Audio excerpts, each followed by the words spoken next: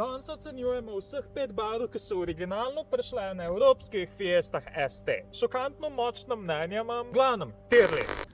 Race Red. Kukar sem najdel, je bila Race Red na teh avtih edina barva, ki je bila zastonj. In moram reči, da je cool. Edin problem je, da je pač obstajala ena podobna barva, ki je meni osebno fuljači. Frozen White. Jaz sem dolg cajta na šihtu vozil belo Fiesto in sem se jih čist naveličil. Ampak pa sem pa v živo videl belo ST-ko in stari, res je cool. Za razliko od Panther Black. Črna je barva elegance in ne glede na to, koliko se potrudiš, po mojem mnenju Fiesta nikoli ne bo izgledala nek badass avto. To je edina barva, ki je jaz ne imel.